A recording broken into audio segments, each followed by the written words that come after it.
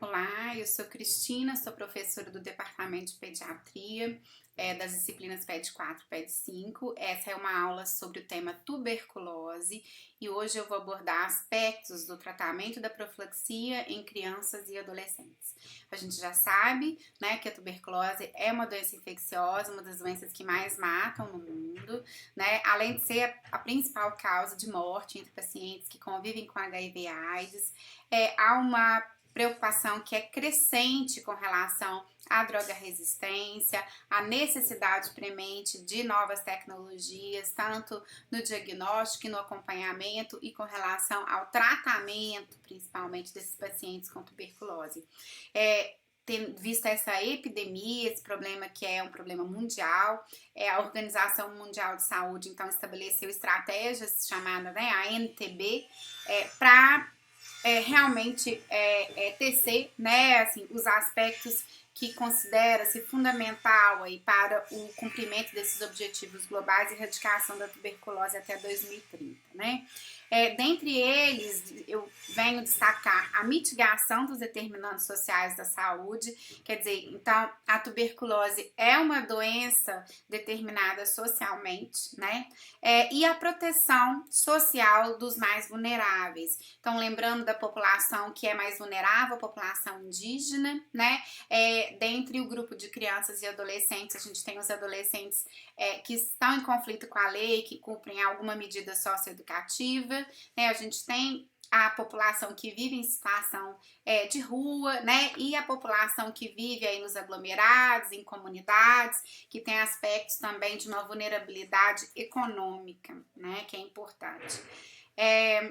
Com a Covid-19, é provável que a gente tenha um impacto, né? A médio prazo, as perspectivas apontam para que, se por um lado, né, a gente possa ter uma redução da transmissão, a gente tenha tido, na verdade, uma redução da transmissão inicialmente da tuberculose, porque a gente, né, devido às políticas de distanciamento físico, uso de máscara, por outro lado, é possível que tenha aumentado a exposição, né, intradomicílio, a exposição familiar, e há um questionamento sobre o maior tempo, então, de duração, né, da infecção.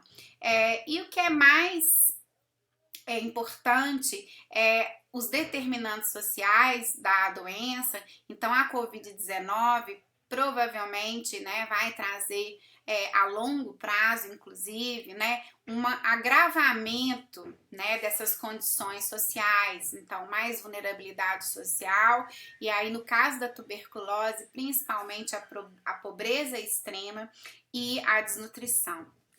Na pediatria, é claro que a tuberculose, ela tem uma grande importância na clínica médica, né? O maior número de pessoas que adoecem são os adultos, porém, o risco de adoecimento pela tuberculose após a exposição, então esse risco ele é alto na infância, né? E em muitos casos o que acontece é que os casos não são investigados a tempo para realizar a quimioprofilaxia. Então isso é um problema, né? A quimioprofilaxia, isso é extremamente importante. É a estratégia mais relevante, né? Na prevenção, então, da doença, né, entre os expostos, e porém ela precisa ser realizada precocemente. A profilaxia, que a gente chama de primária, ela visa prevenir a infecção no recém-nascido, coabitante de caso índice bacilífero, e a profilaxia secundária visa prevenir a doença entre aquelas crianças e adolescentes que já estão infectados, né?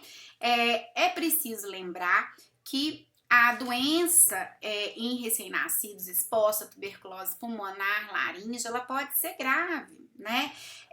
Inclusive, a gente pode ter as formas de tuberculose congênita, né?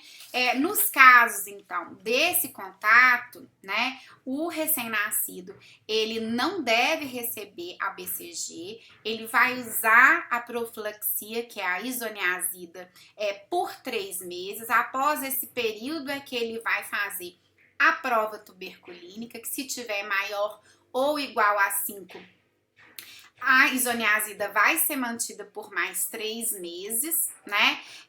E o lactente, obviamente, não vai ser precisado, né? Não vai ser vacinado para BCG, pois ele já tem uma resposta imune ao bacilo. Agora, se a prova tuberculínica após 3 meses da isoniazida for menor que 5, esse lactente vai ser então vacinado nesse momento, né? Lembrar que a gente pode fazer também a quimioprofilaxia com a rifampicina, é uma droga que tem sido muito utilizada, né? O período também inicial é um uso de 3 meses, da mesma forma como a gente faz com a isoniazida, porém, a única diferença é que se ela tiver que ser mantida, né, depois do teste tuberculínico aí maior ou igual a 5, ela vai ser mantida por 1 mês e não por 3 meses, como a isoniazida. Então, essa é a única diferença, tá?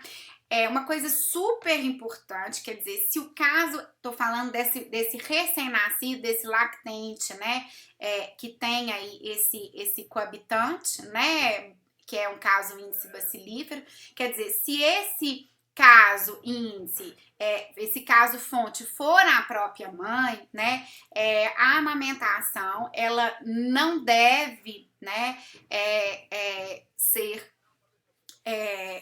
contraindicada, ou seja, a mãe deve amamentar, né? Os benefícios do aleitamento são muito superiores aos riscos que essa criança tem de adoecimento, lembrando que ela vai estar fazendo a quimioprofilaxia primária, né? Essa mãe deve amamentar, né? E o manual, então, de recomendações do Ministério da Saúde sugere que essa mãe deve usar uma máscara cirúrgica ao amamentar, né? A única contraindicação do aleitamento seria a própria mastite tuberculosa, né?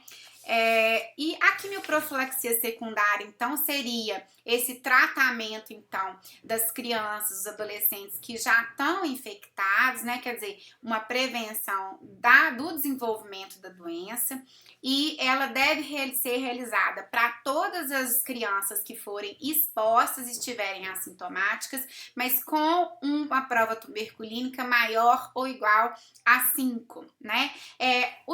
A quimioprofilaxia secundária, a medicação de escolha é a rifampicina, que deve ser usada por 4 meses. E caso se opte pela isoniazida, o tratamento é mais prolongado, né? O manual traz um tempo de 6 a 9 meses, mas há diversas pontuações na literatura sugerindo que ela deve ser mais prolongada, chegando a 9 a 12 meses, né? Com relação ao tratamento, uma coisa importante da profilaxia secundária, então eu disse que a profilaxia secundária ela é obrigatória nas crianças expostas, né? Porém, o manual de recomendações, ele traz que a profilaxia secundária nos adolescentes, ela seria opcional, ou seja, individualizada, né? Pesando aí os riscos e os benefícios. Porém, eu trago aqui uma ponderação que a adolescência e a juventude tem sido, né, a faixa etária de maior aumento e de aumento substancial da incidência de tuberculose, né? E há, inclusive, uma revisão, né, do The Lancet, que depois eu vou trazer melhor aqui, que fala especificamente sobre esse risco, né, dos adolescentes. Então, eles não têm uma mortalidade tão grande quanto as crianças menores de 5 anos, porém, eles têm a questão do uso do álcool, que aumenta não só a hepatotoxicidade, mas questões de saúde mental que podem também comprometer a adesão, e a própria adolescência, quer dizer, desenvolver a doença, se você optar por não fazer a profilaxia secundária e porventura aquele adolescente desenvolver a tuberculose, quer dizer, as consequências, né, os estigmas que ainda existem sobre a doença, podem levar a uma segregação social e que para essa faixa etária é impactante, né? Então, acho que tem que ter uma ponderação específica ali, individualizada, uma avaliação desse adolescente, né? E lembrar que todos os casos, né, de criança e adolescente, a gente vai centrar na família, né, para tomar todas essas decisões, né? O esquema terapêutico, então, entre crianças agora doentes e adolescentes doentes, né? Então, ele vai seguir dois regimes, duas fases. Então, eu tenho uma fase que é intensiva, ou fase de ataque, e a seguir uma fase de manutenção. A fase de ataque, ela reduz a população bacilar e com isso eu diminuo a contagiosidade, né? Já a fase de manutenção, ela vai eliminar os bacilos latentes, né, e persistentes, portanto, reduzindo o risco de recidivas, né? Nas crianças, o esquema básico, né? Então, nós estamos falando do manejo na atenção primária e estamos excluindo os casos de tuberculose, meningoencefálica e osteoarticular, que são conduzidas no maior nível de complexidade. Então, na atenção primária, as crianças vão ser tratadas inicialmente com o esquema tríplice, né? Que seriam 2 meses da rifampicina, isoniazida e pirazinamida, seguida pela fase de manutenção com rifampicina e isoniazida por 4 meses. O esquema é muito semelhante dentre os adolescentes, né, com a observação de que a gente acrescenta o etambutol. Lembrar que as crianças e adolescentes, em geral, têm efeitos adversos menores ou quase não têm efeitos, né? O risco de toxicidade é muito menor do que no adulto, porém, o acréscimo do etambutol é necessário a gente ter uma monitorização.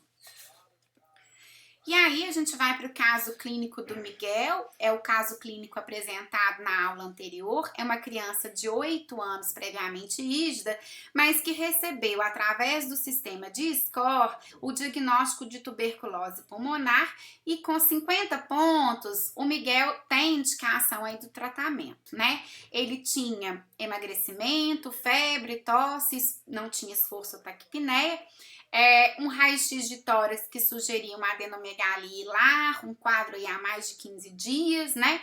Além de tudo, ele tinha os critérios epidemiológicos, né? O critério epidemiológico de um adulto bacilífero coabitante, né?